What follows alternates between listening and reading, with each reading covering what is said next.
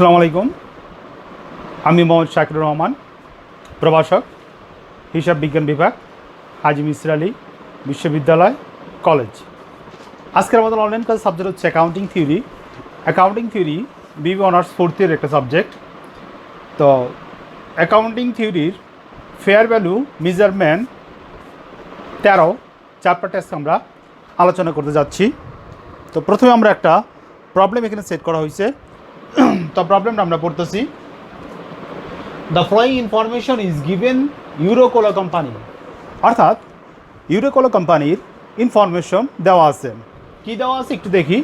Current dividend of is টাকা two, বর্তমানে dividend টাকা two. Growth rate of the dividend first 4 year is 6%। প্রথম 4 বছর গ্রোথ রেট হলো গিয়া 6%। ফর নেক্সট ইয়ার ইজ 10, এবং পরবর্তী 3 বছর হলো গিয়া 10%। পারপেচুয়াল গ্রোথ রেট ইজ 7%, এবং সাধারণত গ্রোথ রেট হয় 7% করে। অ্যান্ড ডিসকাউন্ট রেট ইজ 16%, এবং ডিসকাউন্ট রেট কত? 16%। এখানে কোশ্চেনে চাইছে calculation the price of the share, প্রাইজের মূল্য বের করো। এখানে চাওয়া হয়েছে কি? প্রাইজের মূল্য। তো এখন আমরা অঙ্কটি সলভে চলে যেতেছি। তো প্রথমে আমরা বের করব present value of PV of share. সূত্রটা আমরা লিখতে আসছি এখানে। D1 সমান সমান 1 plus r plus D2 1 plus r, এখানে স্কোয়ার 2,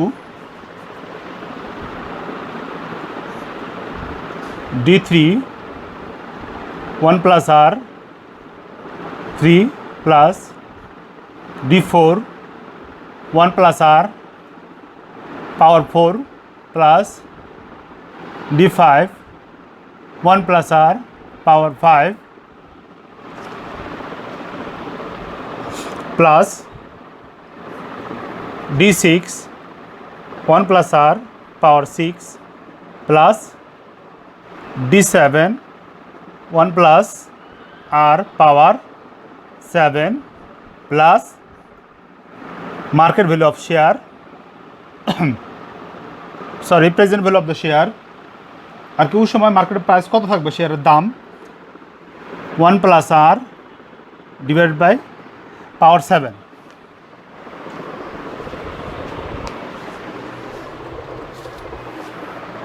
তো অঙ্কটাতে এই সূত্রটা অ্যাপ্লাই করে কী করতে সলভ করতে হইব। সূত্রটা আমরা একটু অ্যানালাইজ করি এখানে। তো এখানে আমাদের প্রথম বের করতে হইব D1 এর মান, তারপরে D2, D4, D5, D6, D7। প্রথমে এটা বের করতে হবো, তোমার মার্কেট প্রাইসটা বের করতে হবে, বের করে মানগুলো বসা দিতে হবে। তো পর্যায়ক্রমে আমরা D1, D2 বের করতেছি। তো এখানে আমি একটু জায়গা রাখতেছি নিচে। এখানে D1, D2, D3, D4, D5, D6, D7,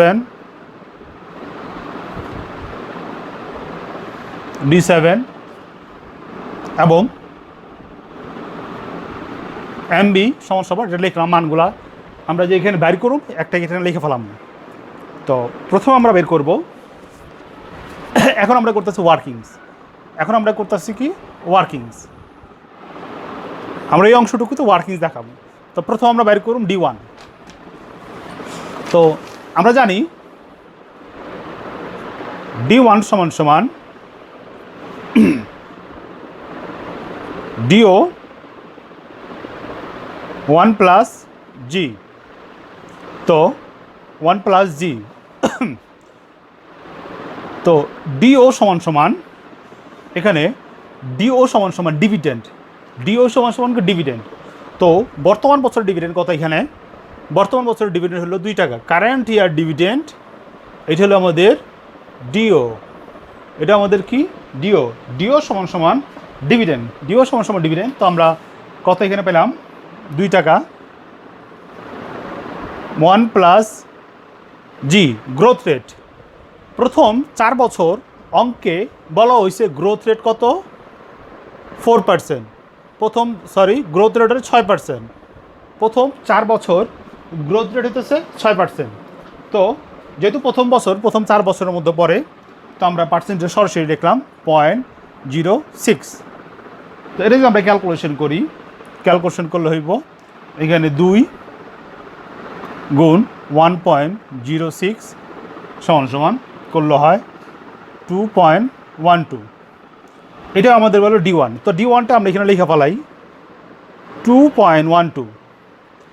এখন আমরা বের করব D2, D2, D2 সমান সমান D1 1 প্লাস জি। তো আমাদের D1 কত বেরিয়েছে এইটা, তো আমরা লিখে ফেলাই 2.12 1 প্লাস 0.06 গ্রোথ রেট প্রথম 2 বছর, প্রথম 4 বছর সেম, সমান সমান 2.12 ইন্টু 1.06। এটা ক্যালকুলেশন করলে বের হয় 2.25। তো আমাদের D2 বেরোলো 2.25। এখন আমরা বের করব D3, D3 সমান সমান D2 1 প্লাস জি। তো আমাদের D2 কত এইটা, তো আমরা বসাই দিয়েছি 2.25 1 প্লাস 0.06 সমান সমান 2.25 গুণ 1.06।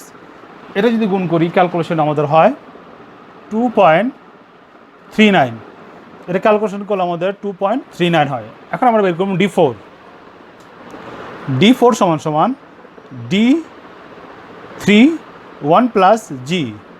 তো আমাদের D3 বের হয়েছে, D3টা এখানে লিখালে আমরা 2.39।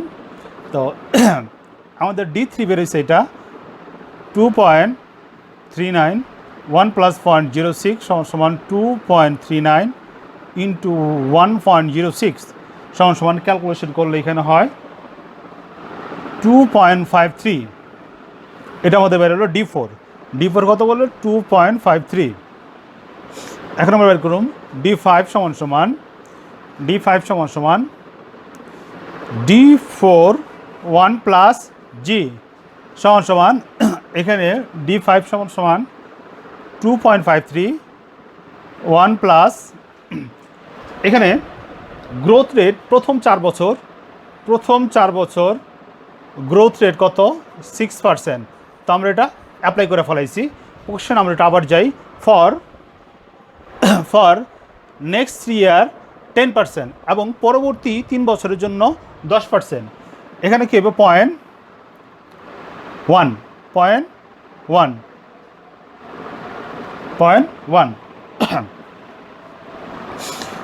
তো 2.53 ইন্টু 1.1 ইকুয়াল টু, যদি আমরা ক্যালকুলেশন করি, ক্যালকুলেশন করলে হয় 2.78।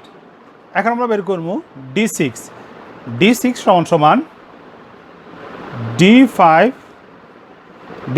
আচ্ছা D5টা এখানে আমরা লিখে নিই 2.53। তো D5 বের হয়েছে 2.78 1 প্লাস জি 2.78 1 প্লাস 0.1 সমান সমান 2.78 ইন্টু যদি গুণ করি 1.1 সমান সমান গুণ করলে হয় এখানে 3.06। 3.06।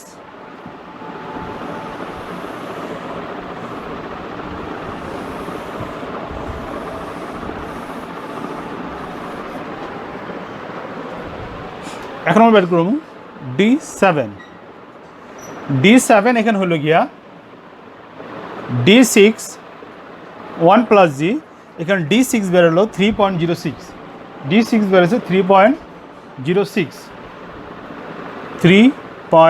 2.06 একটু লেখা এখানে D6টা বেড়েছিল 2.78, D7 বেড়েছে,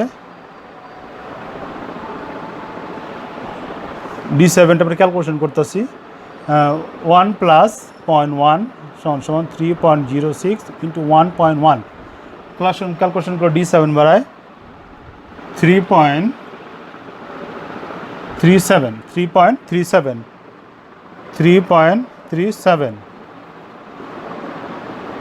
D8 এখন আমরা বের করবো D8 সমান D7 1 প্লাস G সমান D7 বেরিয়েছে আমাদের এটা 3.37 1 প্লাস 0.1 না 1 না এখানে, কারণ এখানে পরবর্তী বছরের রেট হবে 7%, পরবর্তী বছরের কত পার্সেন্ট 7%, 0.07 সমান 3.37 ইন্টু 1.07 যদি গুণ করি আমাদের হয় 3.61। এখানে আমাদের 7% হলে কেন বলছে প্রথম 4 বছর 6% এবং পরবর্তী 3 বছর 10% এবং এরপরের বছরগুলা গ্রোথ রেট হইব 7%। এই জন্য 8 বছরে আমাদের গ্রোথ রেট হলো গিয়া 7%।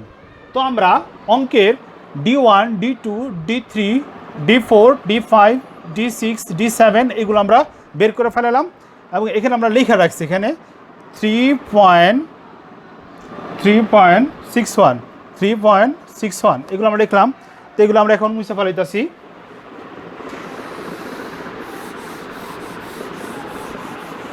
এখন আমাদের বের করতে হইব এমবি। এখন আমরা বের করব কি এমবি।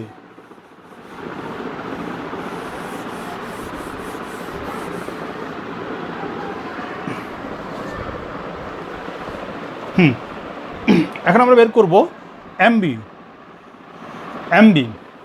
তো MB market value of the share, এটা সূত্র হলো গিয়া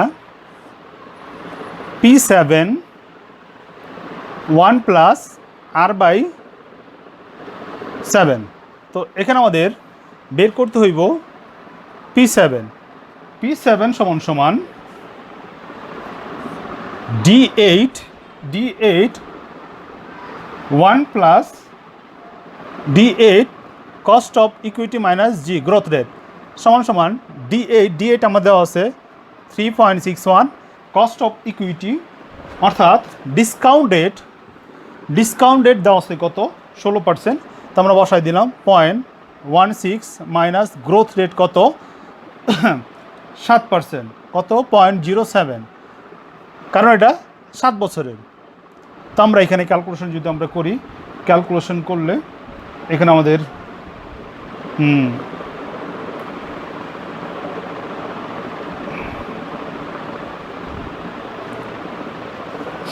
ক্যালকুলেশনটা হবে 3.61 এবং এই দুটো বিয়োগ দিলে হয় 0.09 সমান এখানে হয় 40.11। তো আমরা P7 পেয়ে গেছি। তো আমরা এখানে মান বসাই দিয়েছি P7 সমান 40.11 1 প্লাস রেট অফ রিটার্ন হলো গিয়ে এখানে কত পার্সেন্ট, এখানে রেট অফ রিটার্ন হলো গিয়ে আপনার 16%। এখানে আমরা বসাই দিলাম 0.167 সমান 40.11 এবং এটা যদি আরও ক্যালকুলেশন করি ভাঙি 2.8262 যদি ক্যালকুলেশন করলে এখানে 14.1922, অর্থাৎ আমরা এমবি আমরা এটা পেয়ে গেলাম কত 14.1922, 14 টাকা 19 টাকা। তো অঙ্কের যে আমাদের মূল যে এগুলো যে আমরা করলাম এখন ওয়ার্কিংস, অঙ্কের যে মূল আছে present value of the share প্রত্যেকটা মানে আমরা ওয়ার্কিংসে দেখাইলাম। এখন আমরা মানগুলো এখানে বসাই দেবো।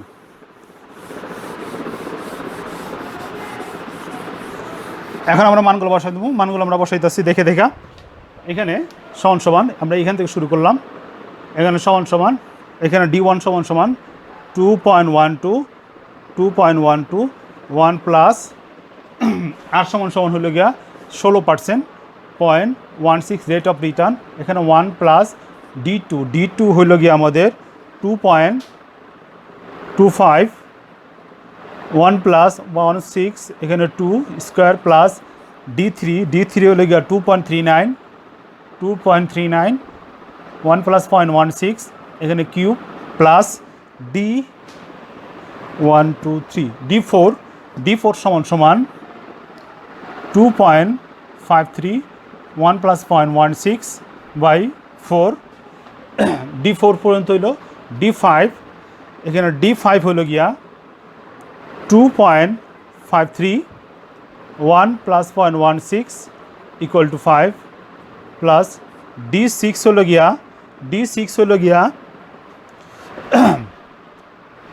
2.78, 1 প্লাস 0.16 6 প্লাস D7 হইল গিয়া 3.37, 1 plus 0.16 by 7 plus market value of the share আমরা বের করছিলাম কত 14.1922, এখানে 1 প্লাস 0.16 7 বছর। এখন আমরা এটা ক্যালকুলেশন করি, ক্যালকুলেশন করলে এখানে রেজাল্টটা আসে, প্রথম আসে 1.8276 plus 1.6721 plus 1.5312 plus 1.3973 plus 1.3236 plus 1.2560 plus 1.1924 plus শেষে আসে আমাদের ক্যালকুলেশন, সরি এখানে আমাদের মার্কেট প্রাইস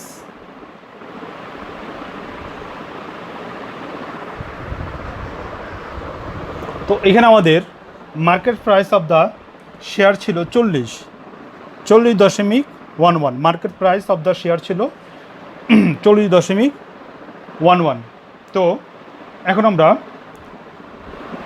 এই প্রাইসটা এইখানে বসাবো, লাস্টে 14 বসাইছে, 14 হবে অ্যান্সার ওইটা। তো 40.11 যদি লাস্ট ইয়ার ক্যালকুলেশন করলে হয় এখানে 14.1922। তো এইগুলো যদি সব যোগ করি 1 2 3 4 5 6 7 8, 1 2 3 4 5 6 7 8, ঠিক আছে। তো এগুলো যদি যোগ করি, যোগ করলে আমার হয় এখানে 24.3922, 24.3922, অর্থাৎ market price of the share কত 24.399। তো অঙ্কের প্রসেসটা আমি আবার একটু বলতেছি। প্রথমে আমাদের কি করতে হইব, present value of the share D1 D2 D3 D4 D5 D6 D7 market price of share D1 D2 এগুলোর মান বের করতে হবে, তারপর মার্কেট প্রাইস অফ দ্য শেয়ারের মান বের করতে হবে, তারপরে এই মানগুলো কী করতে হবে, বসায় দিতে হবে। যেই কোনো অঙ্ক আমরা এভাবে সলভ করব। তো আমাদের আজকের অ্যাকাউন্টিং থিওরি ক্লাস এখানে সমাপ্তি, এবং পরবর্তী ক্লাসে আমরা অ্যাকাউন্টিং থিওরির নতুন একটা চ্যাপ্টার শুরু করব। আজকের ক্লাস আমাদের এখানে সমাপ্তি।